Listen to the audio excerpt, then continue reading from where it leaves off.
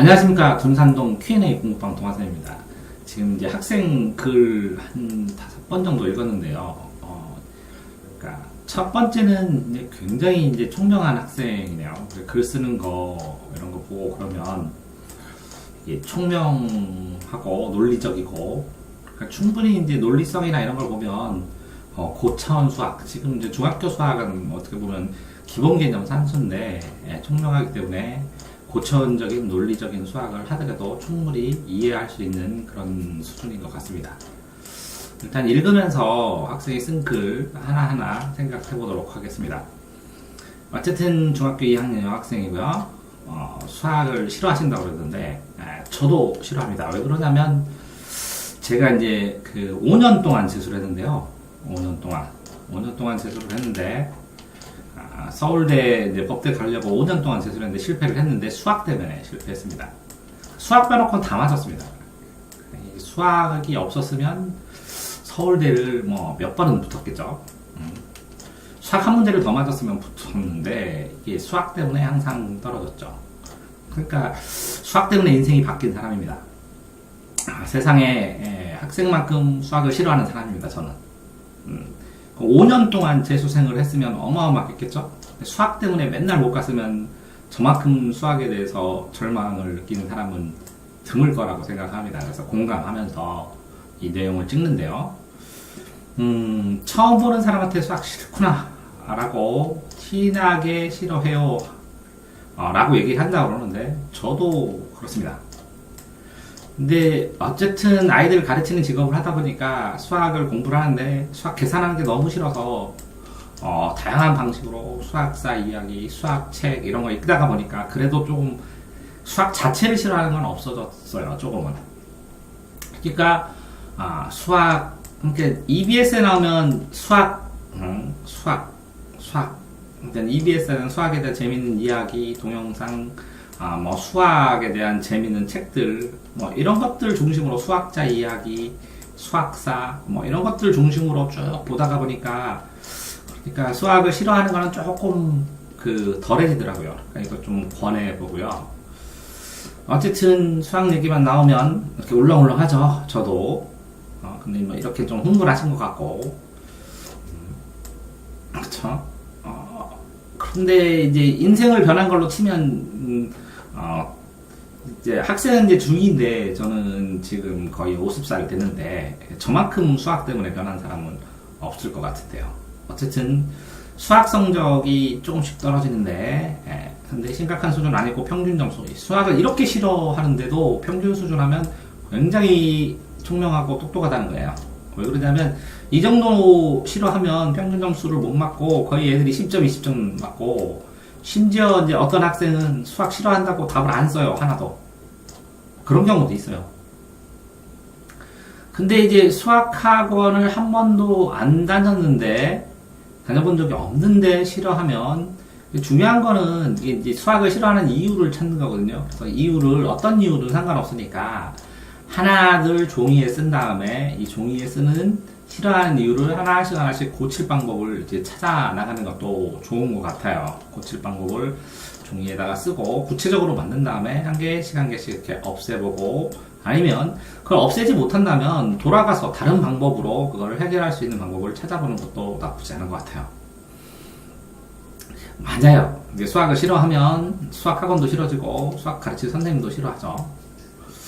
제가 그래서 고등학교 때 수학이 별로 안 좋았어요. 어떤 선생님의 영향도 있었어요. 그래서 A 선생님이 싫으니까 그 과목을 안 하고, 수학을 안 하게 되니까 그게 누적이 돼서 실력이 떨어지고, 그러니까 또 하기 힘들고, 그래서 안 하고 이렇게 반복된 것 같아요. 그렇기 때문에 어쨌든 수학을 싫어하는 이유를 찾으면서, 수학 자체는 죄가 없잖아요. 수학이라는 과목 자체는 죄가 없으니까 수학을 싫어할 수밖에 없었던, 싫어하게 되었던 다른 이유들을 찾는 게 이제 우선순위고, 이게 쉽지 않습니다. 생각나지 않을 수도 있고.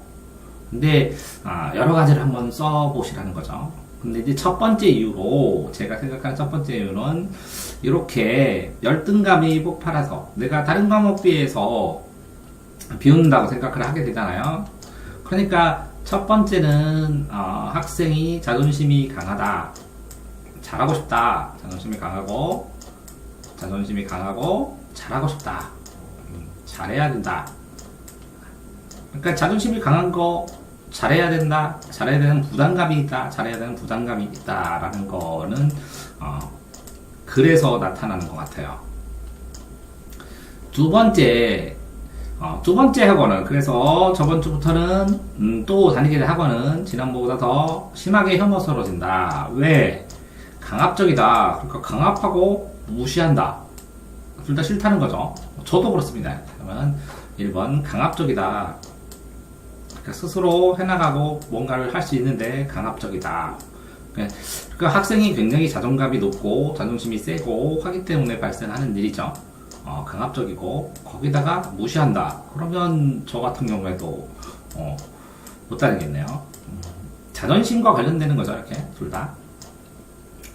그래서 누가 봐도 무섭긴 해요. 그래서 강압적이요 그렇게 느끼고 누가 봐도 무섭다. 그러면 이제 학생의 성향하고는 잘 안 맞을 수도 있는 학원이죠. 그래서 먹성이 3배 불어서 먹고 스트레스 회복하고, 저도 그랬어요. 옛날에 스트레스 받을 때 몸무게가 막 82kg, 85kg까지 막 나가고, 근데 헌혈하려고 갔더니 빈혈 나오고 막 그랬거든요.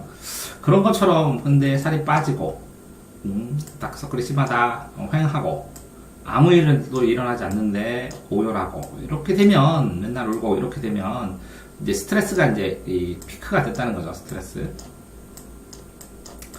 스트레스가 피크가 되는데, 이 스트레스, 적절한 스트레스는 좋은데 스트레스가 너무 강하면 문제죠. 왜 그러냐면 이걸 돌파할 방법, 그죠? 이렇게 이 돌파할 방법, 이 스트레스를 해소할 방법이 안 보이니까 더 답답한 거죠. 그러니까 해소한 방법을 하나하나, 이제 스트레스는 있어요. 힘들고. 그런데 지금 여기에 쓰신 것처럼 분명히 이런 스트레스는 해소될 거라고 봐요. 왜 그러냐면 이렇게 적극적으로 논리적인 글로 글을 쓸 만큼 그만큼의 정신력도 있고 논리성도 있고 총명하고 그렇기 때문에 조금 어느 단계에서 이 원인만 찾아서 하나하나 한 개씩 사소한 것이라도 하나씩 해결하다 보면 충분히 해결할 가능성이 있다고 봐요. 근데 엄마 아빠한테 부타천 한두 번이 아니었는데 한 달도 안 다니고 타박만 하시면, 이런 경우에는 이제 말로 부탁하지 말고 글로 써서 부탁을 해보시기를 권합니다. 글로 남기고, 글을 누적해서 남기고, 그 글을 지금 굉장히 잘 쓰시거든요. 글로 그 상황, 느낌 이런 것들을 자주 써서 주시면 좀 이게 객관화되거든요. 이제 주관적인 정신보다. 그러니까 글로 써서 해결을 해보시고 전해 주시기를 한번 생각을 해보고요. 한 다리 버티기에 큰일 날 것 같아서 처음으로 어쨌다고 그러면 굉장히 성실하시네요. 이렇게 지금 상황에서 이것만 보더라도 시키는 대로 처음으로 학원을 처음 뺐으니까 부담감이 심해서 본인이 결정을 한 건데, 처음에 뺀 이유조차 이 자체도 그러니까 굉장히 성실하게, 중2 학생인데 성실하게 잘 다닌다는 거죠. 그래서 공부할 거 생겨 나와서 도서관에서 부모님이 학원 연락 다 찍고 책을 펴고 무섭고 이렇게 인생 망칠 것 같고, 그치? 너무 죄송하고 다 이렇게 한번 처음으로 짠 상황에서 이런 느낌 하는 거 보면 굉장히 정상적인 상황이에요. 그런데 여기 보면 일단 제 목숨부터 살리겠다고 학원을 쨌다 라고 한다면 저는 그러면 잘 째셨다고, 원래 째면 안 되지만 처음이고 이런 상황에서 뺐다는 것은 잘 쨌다고 생각을 해요. 그렇게 얘기하면 안 되겠지만 지금 기왕에 이렇게 해줬는데 이렇게 어쨌든 잘 째셨고, 그거를 이제 해결해야 되는 문제가 나오는 거죠. 그래서 부모님한테 지금 이 녹화한 것도 이 내 글도 보여주고 글로 써서 보여주고 이렇게요. 자, 근데 보시면 웃긴 건 아니고요. 실제로 다른 과목 점수는 다 좋아요. 좋다고 한다면 공부하는 능력도 있다는 거예요. 공부하는 능력도. 그러니까 공부하는 능력이 있다니까 충분히 이 기초 실력을 쌓고 해나가면서 충분히 이걸 해소를 할 방법이 있을 거라는 거죠. 공부하는 능력이 있고. 왜 그러냐면 저도 그랬거든요. 수학 자체가 싫어서 안 풀고 나머지는 다 만점을 맞았어요. 수능이나 모의고사나 학력고사에서. 근데 수학 자체가 하기 싫으니까 덜 하게 되고, 그래서 점수가 나오고 덜 나오고 뭐 그랬어요. 저도 다른 공부 다 재밌고 그냥 수학이 싫었어요. 그런 문제. 근데 이제 도피유학까지 생각해 본다는 것은 한국 수학에 시달리는 거는 맞는 것 같아요. 그건 이제 어른으로서 미안하게 생각해요. 그냥 뭐 단순 반복 계산만 하잖아요. 단순 반복 계산. 단순 반복 계산만 하는데, 그나마 고등학교 가면 이 조금 더 생각하는 문제, 사고력을 요하는 문제가 나오지만 중학교에서는 막 굉장히 많은 수의 단순 반복 계산을 원하잖아요. 그래서 스트레스 받아서 15살 전에 죽을 것만큼 힘들다는 거죠. 그래서 진담으로 듣고 있습니다. 그래서 저도 이제 이 방법을 생각을 해보는데, 죄송하지만 이제 지금 여기 써 있는 걸 아무리 많이 읽어봐도 특별한 방법을 찾을 수가 없어요. 왜 그러냐면, 첫 번째로 그 학생이 왜 이 수학을 싫어하는지를 알 수가 없으니까, 이유가. 첫 번째는 이유. 그래서 이유를 찾는 동안에 이 수학 계산이나 뭐 이런 것보다 이야기 수학사 EBS에 나오는 거나 수학자 이야기나 수학 관련 책, 도서를 계속 읽어주면서 하면 이게 풍부해지면 고등학교 때는 의외로 또 도움이 되거든요. 그러니까 이렇게 했으면 좋겠고, 첫 번째는. 두 번째는 이렇게 이유를 종이에다가 써갖고 하나하나 사소한 걸 쓴 다음에 그걸 없애려는 노력을 하고, 그 종이에 쓰고 없애려고 한 노력 자체를 부모님한테 보여주면서 도움을 구하는 것도 좋을 것 같아요. 세 번째는 이렇게 스트레스를 해소하는, 수학이 어려워서 이렇게 했다는 해소하는 글 굉장히 잘 쓰시는데, 이 감정의 정화에도 굉장히 좋거든요. 이렇게 글도 써보시기를 권해요. 굉장히 잘 쓰시고 논리적으로 잘 씁니다. 그 다음에 이제 네 번째는 어쨌든 이렇게 쬐잖아요. 짠 상황에서 이 글이라든가 아니면 부모님들한테 처음 짠 상황에 대해서 명확하게 가고, 그쵸? 한 번도 안 뺐으니까 지금 이 정확한 상황을 알게 되면 충분히 이해해줄 만도 하다는 거죠. 이해해줄 만도 하다는 거죠. 그러니까 이게 이제 심리적으로 압박감이 굉장히 크거든요. 이게 해결하기 힘들고. 근데 그 원천 바탕에는 네 번째, 이제 학생이 공부를 뭐 재밌어 한다는 것은, 이렇게 재밌어 한다는 것은, 굉장히 어떻게 보면 재능도 있다는 거거든요. 다른 공부가 다 재밌다고 했으니까. 그리고 자존심도 굉장히 쓰거든요. 그러니까, 그런데 이 수학이 다른 거에 비해서 상대적으로 못하는 상황이 됐을 때, 그랬을 때 잘해야 된다는 부담감 때문에 이렇게, 외면하게 되고 하는 과정이 되니까, 이 수학이 내가 현재 평균 정도 점수다, 평균 점수 되다, 떨어지고 있지만, 충분히 뭐 그거를 인지하고 나머지 잘하고 이 수학에 대한 두려움을 해소하면 얼마든지 잘할 수 있다고 저는 보거든요.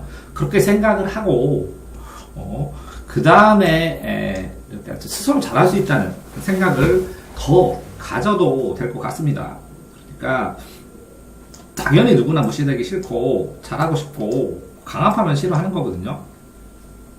그런 상황에서 조금 더 찾아서, 그죠? 조금 이렇게 수학에 대한 스스로의 스케줄, 스스로의 공부, 스스로의 학습, 그러니까 최소치의 공부를 할 수 있는 학원 외에 동영상 노트를 쓴다거나 아니면 수학사나 수학 이야기나 수학 원리들을 보고 책을 보고 정리를 한다거나, 이런 식으로 해서 수학 공부에 대한 어떤 구체적인 플랜을 부모님한테 작성을 해서 주고 실천을 해가면서 조금 더 수학에 대한 거부감이 줄어들 때까지 기다려주면 굉장히 이 학생이 자연스럽게 수학을 이제 해결할 가능성도 있을 것 같거든요. 특히 이제 이런 것들, 이렇게 첫 번째 거, 두 번째 거, 이렇게 첫 번째 수학 이야기, EBS 이야기 수학사거든요. EBS 이야기 수학사, EBS 수학자 이야기에 대한 책, 수학과 관련된 책. 그 다음에, 이유를 써보고 하나하나 개선 방법을, 실천을 해보면서 얘기를 해본 거. 글을 쓰고 수학에 대한 생각이나 이런 것들을 정리하는 거. 그 다음에 이런 상황을 부모님한테 글로 전달을 하고 이해를 구하는 거. 이런 거에 바탕에 자존심으로 강한 자존심과 자존감으로 잘하고 싶기 때문에 발상을 한 것이니까 조금은 이게 평균 점수보다 못하게 좀 떨어지더라도 상관없습니다. 다른 걸 다 좋아하고 잘하고 있으면 나중에 수학 한 과목만 집중해서 또 어느 정도 하다 보면 해결되는 경우도 많거든요. 그러니까 이제 부담감 가지지 말고 수학이 부담감이 해결될 때까지 조금 또 여유 있게 좀 생각을 하셔도 될 것 같습니다. 그러면 정리하자면 첫 번째는 이제 학생 자체가 또 이게 글 쓰는 거 보고 제가 감탄했거든요. 제가 논술 선생, 논술하면서 중고등학생 전과목 가르치고 논술 자기소개서 면접하는 사람인데 글 되게 잘 쓰거든요. 그러니까 똑똑해요. 똑똑한데 어떤 이유 때문에 수학을 싫어하게 됐어요. 그런데 그 부담감이 자존심도 강하고 잘해야 된다는 것 때문에 지금 부담감이 커요. 그러니까 세 번째, 자기가 잘해야 된다는 건 하는데 이제 현재 상황을 인정하세요. 현재 내가 부담감이 있다, 스트레스 있다. 지금 당장 잘할 수는 없다. 그러니까 단계적으로 잘해야 된다. 라는 현재 상황을 인정한 다음에 네 번째는 그럼으로 인해서 발생되는 수학을 싫어하는 이유, 아니면 좋아하게 만들 이유, 방법, 이런 것들을 싫어하는 이유로 쓴 다음에 방법들을 스스로 고민해서 이렇게 하나씩 이렇게 실천을 해보고 부모님한테 얘기를 하고, 그러는 상황에서 실천을 하면서 수학사 이야기 수학사, 수학자 이야기, 아니면 수학에 대한 주변 책들, 그러니까 수학 계산이나 이런 것들이 아니라 주변 책들을 보고 꼭 그냥 그 역사 공부하는 느낌이거든요. 이야기 수학사 같은 거는 동영상 보고 재밌거든요. 그렇게 해나가다가 적절하게 학교 수업하고 기본적인 수학 공부를 해가면서 이거를 부담감이 줄어들면 점점 조금씩 수학 학습량을 늘리고 스스로 해나가는 건 단계별로서 하면 되거든요. 이게 평균 등급이면 교과서 풀고 자습서 풀고 동영상 보면서 동영상 시청하고 좀 정리하고 또 혼자서 문제집 한번 풀어보고 이렇게 해나가면서 순차적으로 수학 공부하는 시간을 고정시켜서 스스로 하기 시작하면, 그러면 어렵던 쉽던 꾸준하게 일정 부분 하루에 10문제를 외우거나 이렇게 고정돼서 공부를 하기 시작하면 스스로가 지금 현재 느끼는 부담감보다는 버틸 수 있을 만큼의 고정 시간을 확정하면 되잖아요. 이 스트레스가 줄어들 가능성도 있거든요. 그래도 없어지지 않을 가능성도 있어요. 그러니까 이 수학에서 이 수학 자체가 입시를 좌우하는 그런 거는 이제 아는 거예요. 똑똑하니까. 그러니까 이 수학 자체에 대한 부담감이 이 수학 하나에 대한 부담감이 이 전체 학습을 짓누르고 있는 거거든요. 그러니까 이 수학의 외곽에 있는 여러 가지들, 책들이나 이런 걸 가지고 어차피 고등학교 되면 나중에는 이렇게 넓게 공부를 해야 되니까 이런 것들을 해나가면서 천천히 수학에 대한 부담감을 야금야금 조금씩 깨갈 수 있도록 그렇게 해보시기를 권합니다. 학생 상황에서 더 자세한 상황을 알면 상담을 해드리겠는데 그러지 못한 상황이라 이만큼 상담했는데요. 하나 확실한 거는 학생 이 정도 글 쓸 수 있는 중2가 전국에 몇 명이나 될까? 거의 많지 않거든요. 굉장히 똑똑합니다. 그러니까 자존심 있을 만하고 다른 거에 비해서 상대적으로 수학이 나빠서 못해서 자존심이 상할 수도 있고 멘탈이 붕괴되는 느낌도 올 수도 있겠지만 학생 정도 상황이면 충분히 이 수학도 도전해서 야금야금 해나가면 잘할 수 있는 그런 학생이라고 생각이 돼서 천천히 야금야금 하나씩 구체적으로 이렇게 써가면서 해결하시라는 조언으로 답변을 대신합니다. 화이팅 하십시오.